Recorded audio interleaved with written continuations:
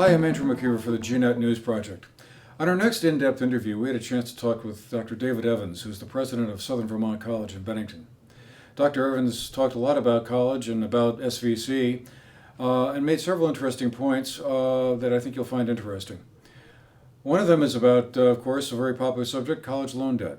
How it can be a good thing, in a somewhat unexpected way perhaps, but also how it can also be a really bad trap for a lot of students. The average student in debt for somebody who's completed a bachelor's degree is in the high 20s to low $30,000 range, which is a substantial amount of money, but it's about the average price of a new car. So when you weigh it that way and you think about your $30,000 car that 3 years from now is worth $12,000 versus your $30,000 college education or your $30,000 in debt from college education that increases your lifelong earning capacity by well over $1 million, then that's not so bad. But the other part of it, though, is there are these cases that you're implying where somebody has $125,000 in debt, or sometimes they'll go to law school and it's $200,000, and I mean that's a real problem. And those are outliers. They are not a large number of the population, but that's an issue that needs to be attended to. I think the other part of this is, and the really tragic and dangerous one, is students who go to college, take on a fairly substantial amount of debt, and leave without a degree because they do not get the economic value that comes from having the degree, but have incurred most, if not all, of the cost of incurring that degree. So their earning power doesn't go up, their debt does, and that's where the real problem is. Second point that Dr. Evans made that was kind of intriguing is one that's not unheard of, but worth hearing again, I think. The idea that a liberal arts education enables someone in this sort of evolving, changing economy that we're seeing to become more adaptable, more flexible, able to be retrained, able to learn new skills, so that you may start off doing one job when you're in your 20s, but change 2 or 3 more times as you move through your working career.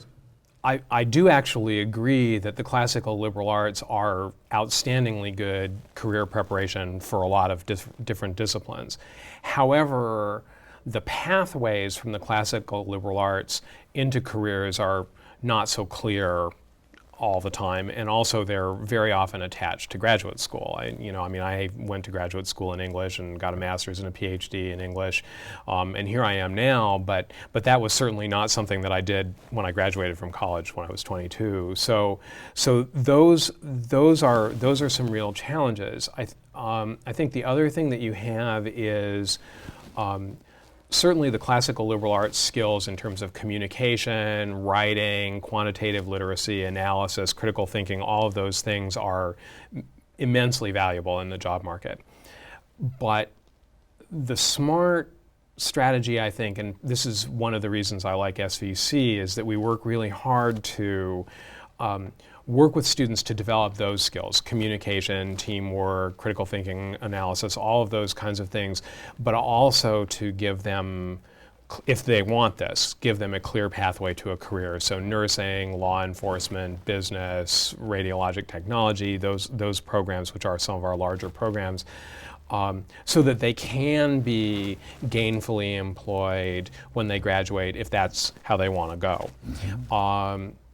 But what you hope is that the other part of this, the liberal arts part of this, will stick with them and will be part of what they get from their experience at SVC, so that they are the especially talented and engaged people who are then picked out for promotion, or they are the ones who stand out because they have particularly strong skills in areas that not everybody in their field is expected to have. So they can become leaders, they can maybe pursue further education, they can get promoted into management, all of those kinds of things, all of which come with the kind of liberal arts skills, rather most of the time than the technical skills. So all of that is what we're trying to accomplish. So in closing, another point I found interesting during the conversation with Dr. Evans was the changing nature of online education.